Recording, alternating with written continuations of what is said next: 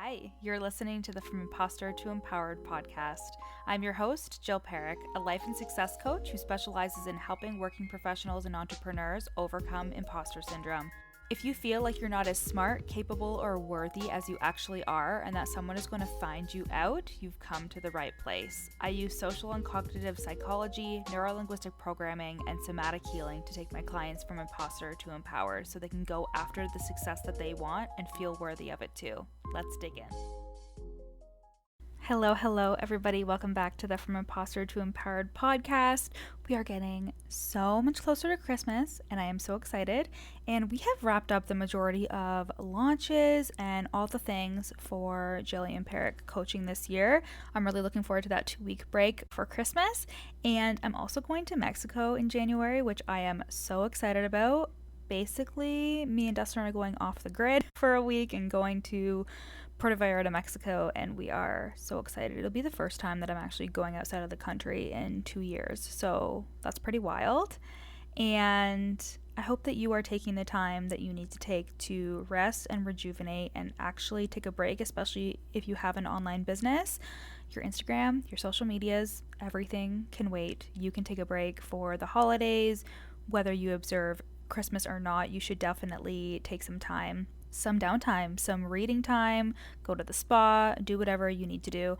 This time last year, like during the holidays last year, my sister's boyfriend actually contracted COVID and we were exposed to him. And this was before we had access to the vaccine.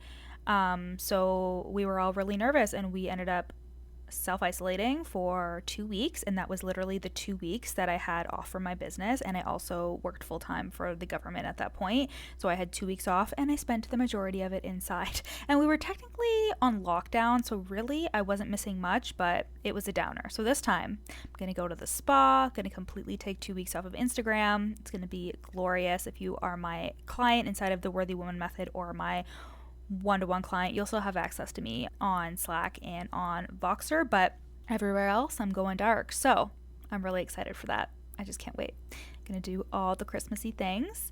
And today's episode is something that I had this inspired thought as I was just in bed one night, as I do. I literally don't get ideas when I just sit down and stare at the computer. It's always when I'm doing something else.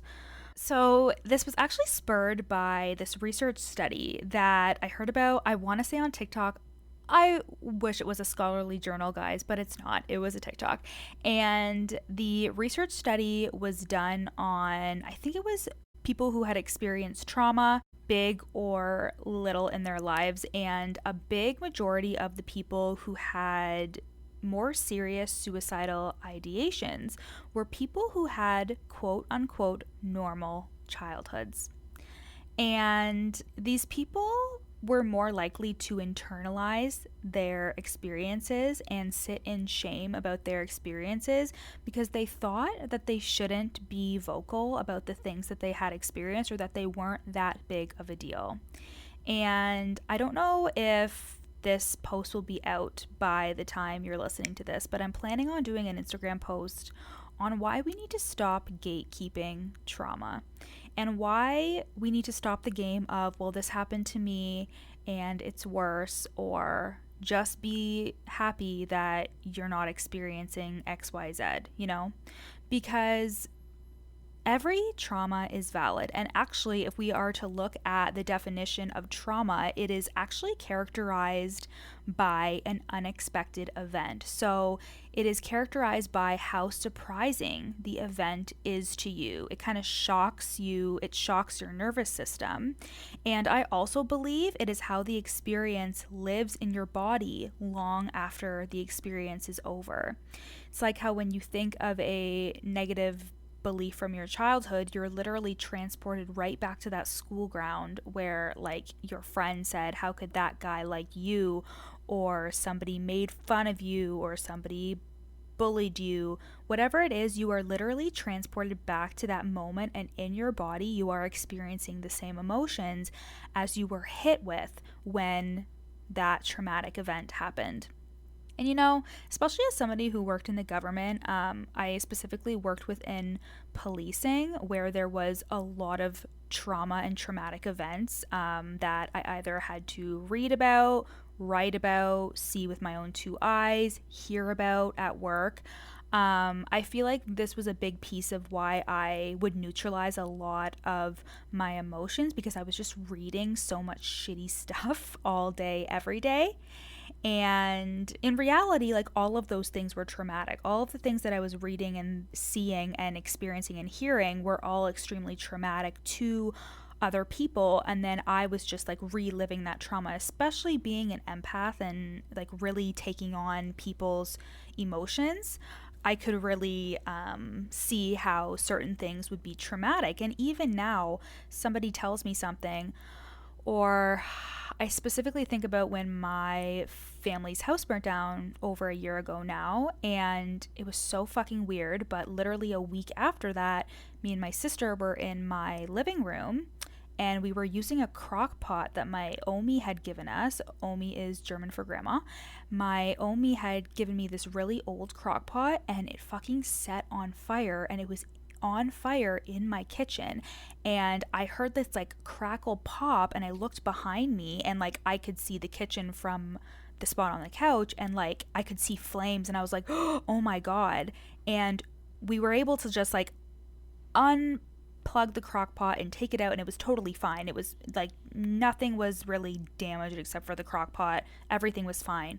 But when I told one of my close friends about the crock pot right after our entire house, our entire childhood home had burned down, she was like, oh my god, that's so traumatic.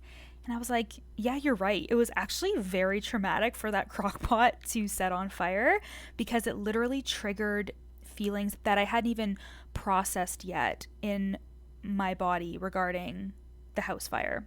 And when I say like we need to stop gatekeeping trauma and what's traumatic to one person, I think of like toxic positivity, or somebody always has it worse. You know, that stuff that goes around, like you need to be just grateful because there's always somebody who is wishing for what you have. And I think that's true. I think it's really important to be grateful, but without negating your own experience.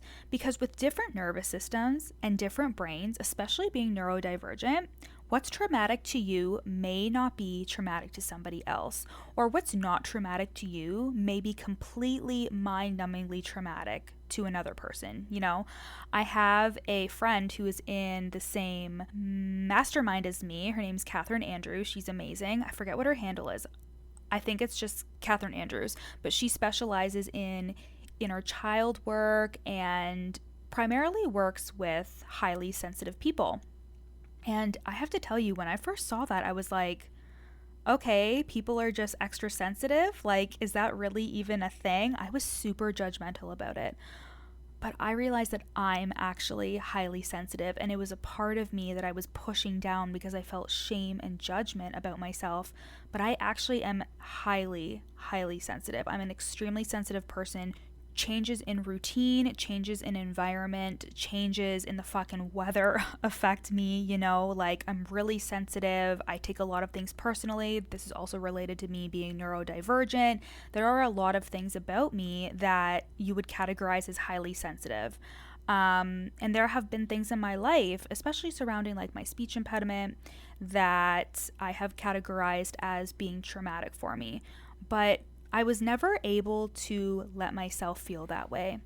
And what that did was it didn't allow me to heal anything. It didn't allow me to release anything. I was just telling myself, I have no problems, like I'm fine. And it was because I was telling myself that all of my past experiences weren't even that big of a deal, or that my past experiences weren't valid, or because I have two parents who are still together, who love me dearly, who I still spend a lot of time with, who gave me a great childhood, and I was pretty privileged, I would say. We were made to feel like we didn't have any money, but my parents used a lot of like credit cards so we could go on vacations and stuff like that. And it's so interesting how our patterns get like played out from our parents. It's so interesting. But I had a good childhood. I did. Like, I had an enjoyable childhood. But there were still things that happened to me, or that my parents didn't intentionally do, or whatever, that I experienced that was traumatic for me. And it is helping no one to negate my trauma. It is helping nobody to tell myself this wasn't that big of a deal. Real talk as well, my fiance, Dustin, he had a very traumatic start to his 20s. His parents were on the outs, but his dad struggled with substance abuse, and it really tore their family apart. They ended up losing their house. A lot of traumatic things happened. It happened really fast. And he experienced depression because of it and a lot of other things. And we have even had conversations before where, because of his own hurt and because of his own frustration, he's been like, listen, like, I get that you're upset about XYZ, but like, this is what happened to me. And obviously that is never something that's good to hear, but it just furthered my experience of being like, oh yeah, I guess it really isn't that big of a deal. However, we also grew up together. Like, we were both learning how to be adults, and we moved in together when we were like 23 or 24. And through the work that I've done on my own and through the work that he's done on himself, like, he realized, like, oh yeah, like, your trauma is just as valid. But like, we don't think that when we're younger. We don't think that what we've experienced is okay or it's completely valid. You either go one way, which is where he went in terms of being like, everything sucks for me and life is shitty and no one can understand, or you go the way that I went, where I just completely negated my own thoughts and feelings and thought like, yeah, like, none of what I've experienced is valid and I shouldn't even be bringing it up. It shouldn't even be that big of a deal. So we both internalized our trauma in different ways. It was very interesting how it came out with regards to our relationship, and we were able to communicate about that. And I communicated, like, it's not helpful for you to tell me that my trauma isn't valid, because if it affects me, it's trauma. If it negatively impacts me, it is trauma. And I want you to know that it's the same thing for you as well. Is if you are negatively impacted by a belief or a thought or a past experience, there is something traumatic about that is living in your body. And you telling yourself it's not valid is not going to fix anything. Or you telling yourself it's not that big of a deal is not going to fix anything. I relate this to being in a group full of amazing, high-achieving women in the mastermind that I'm in, that I've told you guys about. And I would often hear myself tell myself, you don't need to get coaching. Your problems aren't as important as the other women. And that voice is bullshit, because first of all, anything that I say, I know that somebody can totally relate to it and totally get coaching from it as well. But also, I'm allowed to take up space, and my trauma is allowed to take up space. And what I feel is allowed to take up space. And that is such a conscious intention for you to constantly come back to that place. And it is something that I hope you know that I am constantly working towards. I'm constantly working towards telling myself, you are allowed to take up space. Your trauma, your fears, your doubts, like, they are all valid for whatever reason you decide them to be. And the difficult part about this is sometimes we have people in our lives, like our friends or our family, who really care about us, sometimes even our fiancés, who we love dearly but can be kind of dense sometimes, who we love dearly, but they also are trying to protect us. They are trying to project their own fear for us, and by doing that, they want to shut you down. They want to shut down your fears or your doubts, or they want to tell you it's no big deal or you'll be okay, you know? And I find that mostly comes from people who are just trying to make you feel better, trying to make themselves feel better, to make sure that you're okay so they can feel okay about it. I even do it. I do it to my sister all the time. I do it to my parents all the time. I do it to Dustin all the time. And then I catch myself and I'm aware that I'm doing it, but it's because it's so uncomfortable to sit in that discomfort with people sometimes. Being a coach is so difficult sometimes because it is sitting in that discomfort. It's holding space. It's holding space for the trauma and the fear and the doubts, not negating them, not pushing them down, but knowing that you might not be okay for the next couple of days as you process this. You may not feel okay for a while as you're healing, but like, the other side is releasing. The other side is programming and teaching yourself that everything is okay and everything is valid. And that's why, honestly, sometimes I have a hard time explaining like the transformation that I can help people with, because it is a full body, full identity transformation that people are often like, I don't even know what the fuck just happened, but I'm an entirely different person, because you're no longer clinging to an identity of what you thought you were or who you even thought you would be. You are someone completely different with completely different thoughts that you can't even remember the time where you like totally didn't believe in yourself. And that's 100% possible. I remember when I didn't think I was capable of even signing one client because I had no belief in myself. I thought I was the biggest fraud ever. And it was ironic because I was an imposter syndrome coach. But I was just like, no, like there's no way that I could ever sign a client. There's no way. And now I can't even imagine the thoughts that I had that created me to think that way. As I said before, it helps absolutely no one for you to deny your experience. And you may have people in your life that often deny your experience, and that's okay, because they're just trying to keep you safe. They're just trying to protect you. The same thing with your brain when it tells you like you shouldn't be feeling this way. Like it's just trying to protect you and help you come back to equilibrium. And the same thing with your brain is it's just trying to bring you back to equilibrium. But again, you don't need to deny your experience anymore. You can acknowledge that it was traumatic when your friend said that a guy didn't like you, because who would like you? You can admit that it was traumatic when this happened or that happened. Like, again, it doesn't do anything for you to admit it. It actually sets you free by admitting that you have experiences that caused you to feel a certain way in your body, and those feelings still live with you to this day. You can admit that there was a traumatic event that really changed the way that you saw things. Also, trauma is when you look at things differently as a result of the experience. And isn't that our entire lives just a series of fucking traumatic events, a series of unfortunate events that like lead you to think and believe about the world and yourself in a certain way? They don't all have to be traumatic, but like trauma can impact the way that you see yourself and the way that you see the world, sometimes even the way that you see your business.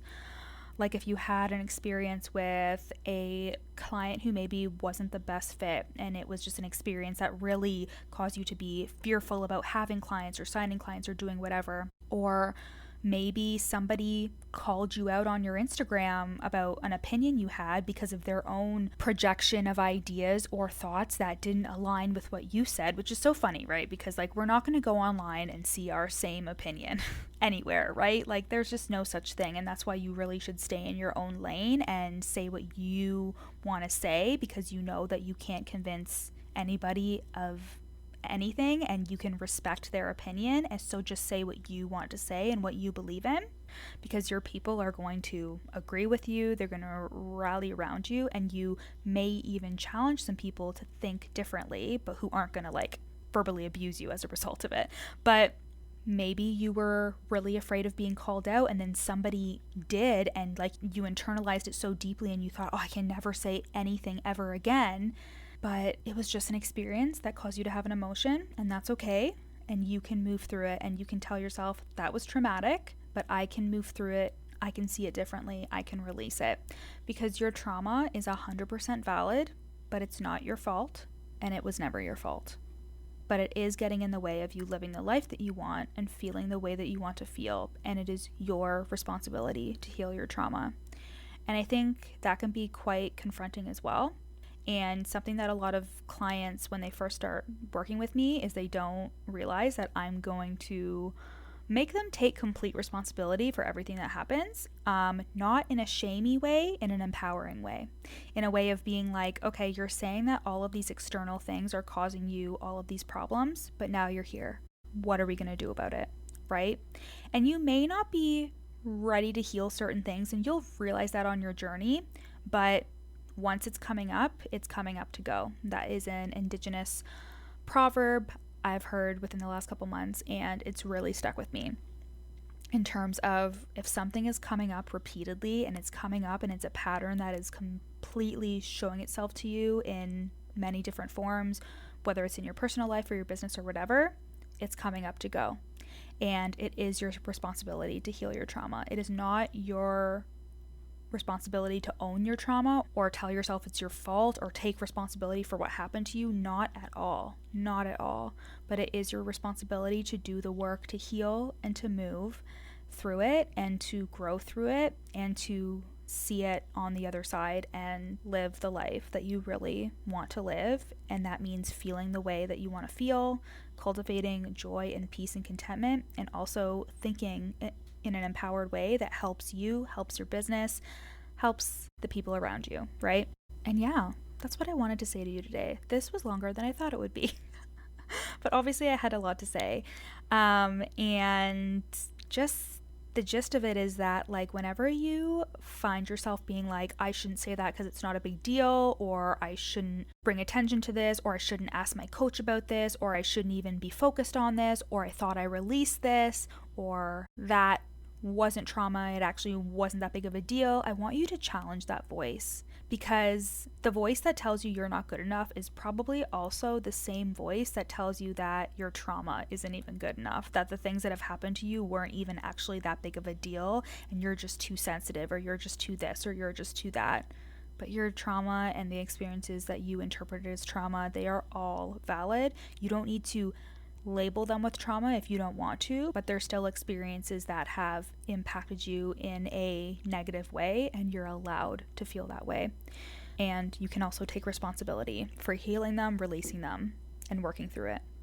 Okay, so when you're listening to this, it's going to be like midway through December, and you can go to the link in my show notes and either get on the Worthy Woman Method waitlist, which is my lifetime group coaching program, yes, lifetime, for coaches and service providers, or you can apply for one-to-one coaching, which is taking this work even deeper with me, and that is for working professionals, not just online entrepreneurs, but it is also extended to online entrepreneurs. Okay, so you can go to the link in my show notes and go to the Work With Me link to learn more about both of those programs. I love you guys so much. I'll see you next week. Thanks for listening to the From Imposter to Empowered podcast. Head to the show notes to find out how you can take this work deeper with me in one-to-one coaching or in my lifetime group coaching program, the Worthy Woman Method. In the show notes, you'll also find a free 3-day challenge to start the process of overcoming your inner imposter. And once you're done with that, screenshot this episode and share it on Instagram, tagging me at YourCoachJill so we can connect. See you next time.